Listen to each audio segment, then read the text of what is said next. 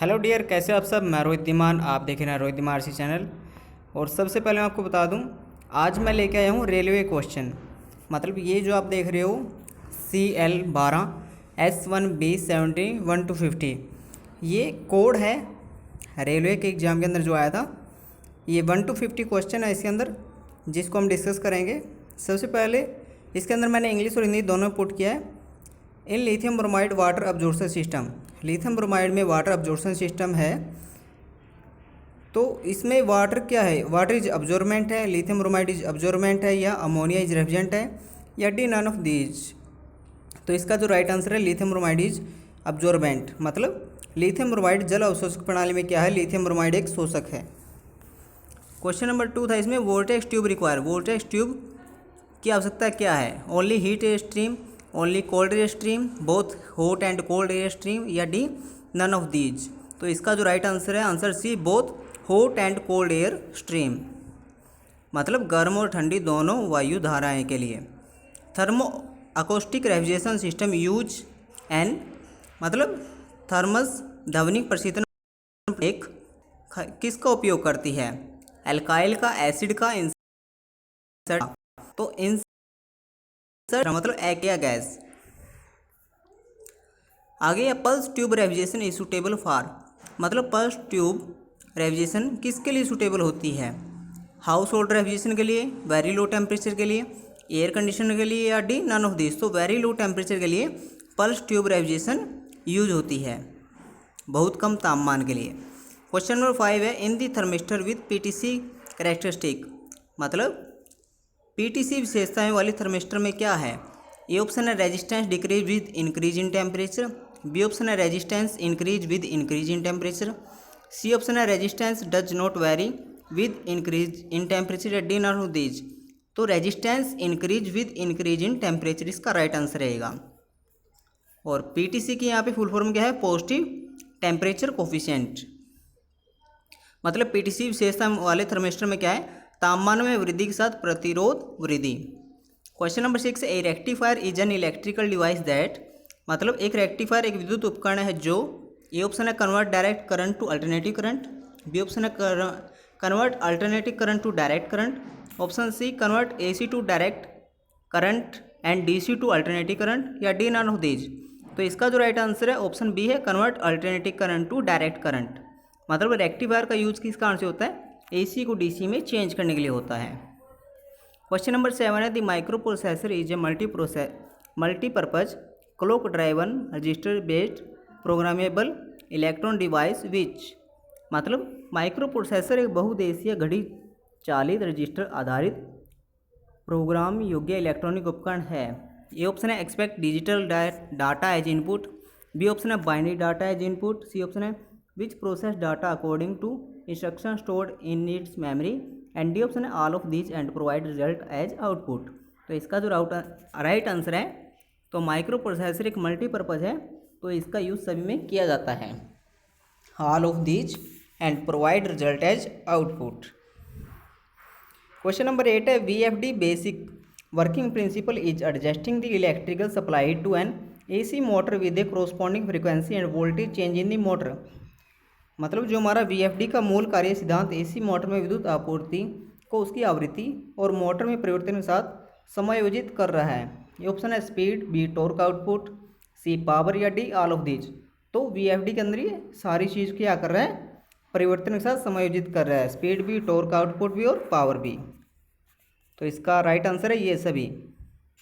Question number 9, in NH3H2O vapour absorption system the COP of the system lines in the range of, मतलब जो हमारा वाष्प अवशोषण प्रणाली, इसमें COP प्रणाली की सीमा होती है 0 से 0.4, 0.4 से 0.6, 0.6 से 0.7, या 0.8 से 1। तो इसका जो राइट आंसर है 0.6 से 0.7 इसकी COP की सीमा रहती है। Accumulator is use for, accumulator किस कारण से यूज किया जाता है या कहाँ पर यूज किया जाता है, कंडेंसर के बाद, ऑपरेटर के बाद, कंप्रेसर के बाद, या डी नन ऑफ दिस। तो एक्यूमुलेटर का हमेशा प्रयोग हम ऑपरेटर के बाद करते हैं, मतलब ऑप्शन बी इसका राइट आंसर रहेगा। क्वेश्चन नंबर 11 है, सेंट्रीफ्यूगल कंप्रेसर आर, मतलब सेंट्रीफ्यूगल कंप्रेसर क्या है, नॉन पॉजिटिव है, डायनेमिक कंप्रेसर है, पॉजिटिव डिस्प्लेसमेंट है, या बोथ ए एंड बी। तो सेंट्रीफ्यूगल कंप्रेसर हमारा नॉन पॉजिटिव भी है, साथ में डायनेमिक कंप्रेसर के अंतर्गत आता है। तो इसका राइट आंसर ऑप्शन डी रहेगा। Question number 12, approach of a cooling tower is define as the, मतलब जो कूलिंग टावर की अप्रोच है वो क्या डिफाइन कर रही है। ये ऑप्शन है difference of dry bulb temperature of surrounding air and temperature of water leaving the cooling water. Option B difference of temperature of leaving the cooling tower and wet water temperature of surrounding air. Option C difference of temperature of water leaving the cooling tower and temperature of water entering the cooling tower, या D none of these. अगर आप ये देखना चाहो तो हिंदी में भी देख सकते हो कि कूलिंग टावर के दृष्टिकोण को परिभाषित किया गया है। ए ऑप्शन है आसपास की हवा के सूखे बल और तापमान और कूलिंग टावर छोड़ने वाले पानी के तापमान का अंतर। बी ऑप्शन है शीतलन टावर और आसपास की हवा के गीले बल और तापमान को छोड़कर पानी के तापमान का अंतर। ऑप्शन सी कूलिंग टावर से निकलने वाले पानी का तापमान का अंतर और कूलिंग टावर में प्रवेश करने वाले पानी का तापमान, या डी इनमें से कोई नहीं। तो कूलिंग टावर किसको परिभाषित करता है, कूलिंग टावर और आसपास की हवा के गीले बल और तापमान को छोड़कर पानी के तापमान का अंतर। इसका राइट आंसर ऑप्शन बी रहेगा। क्वेश्चन नंबर 13 है in forced draft cooling tower the fan is fixed at the. Forced draft cooling tower में फैन कहाँ पर फिक्स होता है। ये ऑप्शन है top of the cooling tower, B middle of the cooling tower, C bottom of the cooling tower, या D any location of the cooling tower. तो इसका जो राइट आंसर है option C bottom of the cooling tower, क्योंकि force का मतलब क्या होता है, नीचे से हवा को फोर्स देना। क्वेश्चन नंबर 14 है range of a cooling tower is define as. अब इसकी रेंज की बात हो रही है कूलिंग टावर की, तो difference of dry bulb of temperature of surrounding air and temperature of water leaving the cooling tower. Option B difference of temperature of water leaving the cooling tower and wet of temperature of surrounding air. Option C difference of temperature of water leaving the cooling tower and temperature of water entering the cooling tower. Option D none of these water softening is removable और calcium magnesium contain other metal contain in hard water. तो हमारी जो cooling tower की range होती है वो difference होता है कि कूलिंग टावर में से कितना कोल्ड वाटर का टेम्परेचर जा रहा है और रिटर्न हॉट वाटर का टेम्परेचर कितना है, तो वो हमारी क्या होती है, रेंज होती है। तो ऑप्शन सी इसका राइट आंसर रहेगा difference of temperature of water leaving the cooling tower and temperature of water entering the cooling tower. Question number 15 है on a psychrometric chart the horizontal line show. Psychrometric chart में horizontal line कौन show करता है या क्या show करता है, constant specific volume show करता है, कांस्टेंट वेट वाला टेम्परेचर, कांस्टेंट ड्राई वाला टेम्परेचर, या डी नन ऑफ दीज। तो इनमें से कुछ भी शो नहीं करता है, क्योंकि क्यों नहीं शो करता है, क्योंकि जो हमारी, चलो मैं आपको हिंदी बताता हूँ। संतृप्त के समय औसत बिंदु तापमान गीले बलुई तापमान के बराबर होता है, जो सूखे बलुई तापमान के बराबर होता है, और RH हमारी 100% होती है। यह तापमान चार्ट पर क्षैतिज रेखाओं के रूप में दिखाया जाता है। क्वेश्चन नंबर 16 है A low side float valve is located at the high pressure side of the system.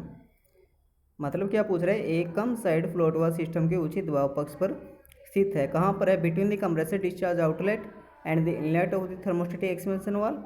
Option B between the condenser discharge outlet and the inlet of the thermostatic expansion valve. Option C between the compressor suction inlet and the inlet of the thermostatic expansion valve, या D none of these. तो इसका right answer है between the condenser discharge outlet and the inlet of thermostatic expansion valve. Question number 17 है hunting of an expansion device mean, मतलब विस्तार यंत्र का मतलब क्या है, too frequent closing and opening, too frequent closing, too frequent opening, या D none of these. Too frequent closing and opening इसका राइट आंसर है, ऑप्शन ए। आगे हमारा question number 18 in an indirect system, indirect expansion system क्या होता है, the cold refrigerant inside the operator cool the water first which is the used further for cooling air. Option B the cold refrigerant inside the operator cool the air first which is used further for cooling tower. Option C the cold refrigerant inside the operator cool the brine, and D none of these. तो इसका right answer रहेगा the cold refrigerant inside the operator cool the water first which is used the further for cooling air. Question number 19 है on a psychrometric chart the inclined show, मतलब psychrometric chart में inclined line क्या show कर रही है, constant specific volume, constant wet volume temperature, constant enthalpy या D all of these. तो जो हमारी इंक्लाइन लाइन है वो सब कुछ शो करती है। ठीक है, हमारी कांस्टेंट स्पेसिफिक वॉल्यूम भी, वेट वॉल्यूम टेम्परेचर भी और एंथैल्पी भी। क्वेश्चन नंबर 20 है, आइस प्लांट यूज खालिस्तान रेफ्रिजरेंट। आइस प्लांट के अंदर कौन सा हम रेफ्रिजरेंट यूज़ करते हैं, R717, R134, R22 या डी नन ऑफ दीज। तो R717 मतलब अमोनिया हम आइस प्लांट में यूज करते हैं। क्वेश्चन नंबर 21 है, storage temperature of fish is about. मतलब जो हमारी फिश होती है उसका स्टोरेज करने का टेम्परेचर क्या होता है, -5 degree Celsius, -20 degree Celsius, -30 degree Celsius, D none of these. तो इसका जो राइट आंसर है ऑप्शन बी, -20 डिग्री सेल्सियस पर हम फिश को स्टोर करते हैं। क्वेश्चन नंबर 22 है, आउटलेट आर यूज्ड फॉर खालिस्तान एयर। आउटलेट का उपयोग खालिस्तान के लिए किया जाता है, ए सप्लाई के लिए, बी रिटर्न के लिए, या C both A and B, या डी नन ऑफ दीज। तो outlet are used for supply air, कि जब हमारी एयर आउट हो रही है तो क्या मतलब उसका, सप्लाई एयर का या सप्लाई डक्ट के माध्यम से उसको आगे भेजने का काम होता है। क्वेश्चन नंबर 23 है, ceiling mounted cassette type AC use खालिस्तान रेफ्रिजरेंट। सीलिंग माउंटेड कैसेट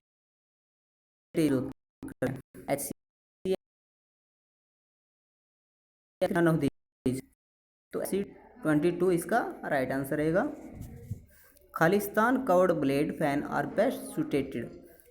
मतलब कौन से घुमावदार ब्लेड प्रशंसक सबसे उपयुक्त होते हैं, बैकवर्ड, फॉरवर्ड, रेडियल या नन ऑफ दीज। तो हमारा जो बैकवर्ड है वो सबसे बेस्ट होते हैं, बैकवर्ड कवर्ड ब्लेड।